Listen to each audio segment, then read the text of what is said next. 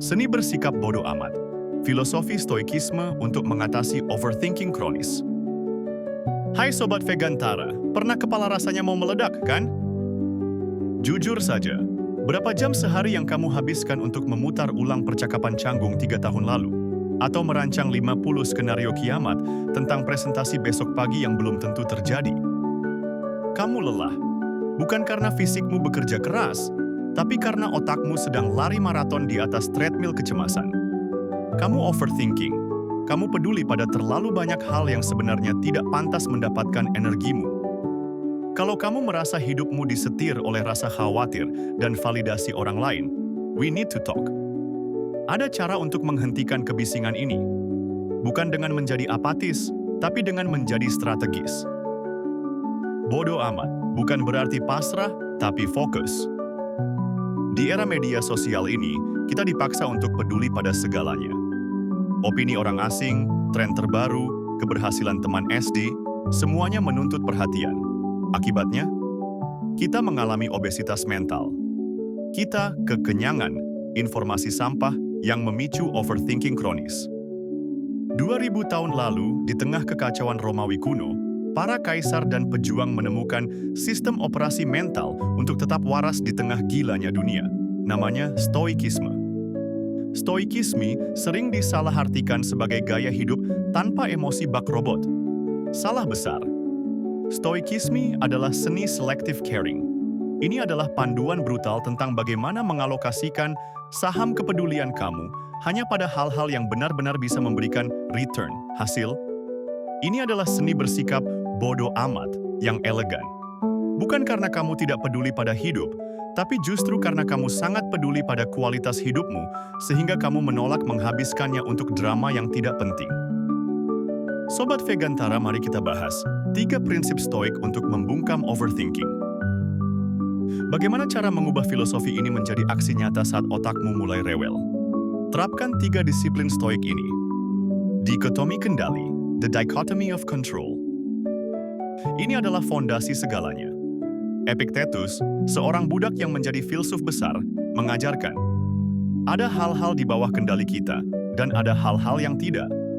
Overthinking terjadi ketika kamu mencoba mengendalikan yang tidak bisa dikendalikan.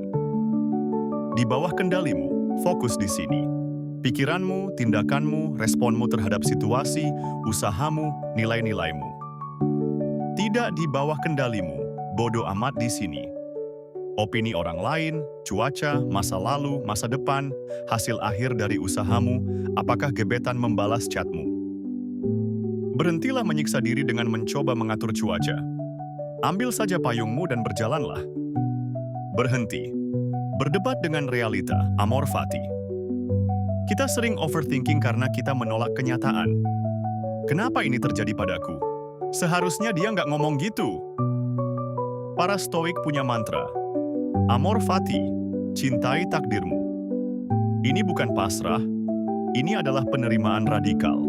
Jika gelas pecah, marah-marah tidak akan membuatnya utuh kembali. Menerima bahwa gelasnya pecah adalah langkah pertama untuk membersihkannya.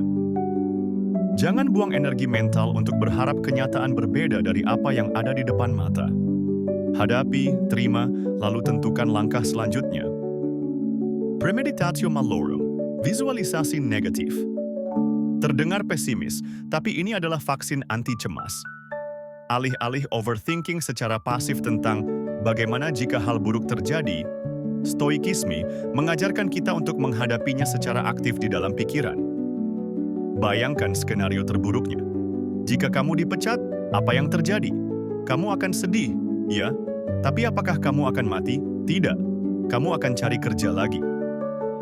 Saat kamu sudah berdamai dengan skenario terburuk, rasa takut kehilangan taringnya.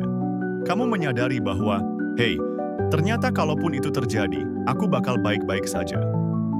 Mengapa stoikisme masuk akal secara biologis? Ini bukan sekadar petuah kuno, sains modern mendukungnya. Stoikisme adalah nenek moyang CBT, Cognitive Behavioral Therapy. Terapi psikologi modern paling efektif untuk kecemasan, CBT, berakar langsung pada prinsip stoik. Riset menunjukkan bahwa reframing kognitif, mengubah cara kita memaknai suatu peristiwa. Prinsip inti stoik secara langsung menurunkan aktivitas di amigdala, pusat rasa takut di otak. Neuroplastisitas dan jalur kecemasan. Setiap kali kamu overthinking, kamu sedang memperkuat jalur saraf, neural pathway, untuk kecemasan di otakmu. Kamu sedang melatih otakmu untuk menjadi pencemas profesional. Praktek stoikisme adalah latihan sebaliknya. Dengan secara sadar memutus siklus khawatir, panik, dan menggantinya dengan evaluasi kendali saksi, kamu sedang membangun jalur saraf baru yang lebih tenang dan tangguh. Kesimpulan, ketenangan adalah kekuatan super. Di dunia yang berisik, ketenangan bukanlah kelemahan, itu adalah kekuatan super. Bersikap bodoh amat ala stoik bukan berarti kamu menjadi dingin dan tidak berperasaan. Justru sebaliknya. Karena kamu tidak lagi menghabiskan emosimu untuk hal-hal remeh, kamu memiliki energi yang melimpah untuk hal-hal yang benar-benar penting. Orang yang kamu cintai, tujuan hidupmu, dan kesehatan mentalmu sendiri. Overthinking adalah pencuri. Ia mencuri saat ini demi masa depan yang belum pasti. Saatnya merebut kembali kendali atas pikiranmu.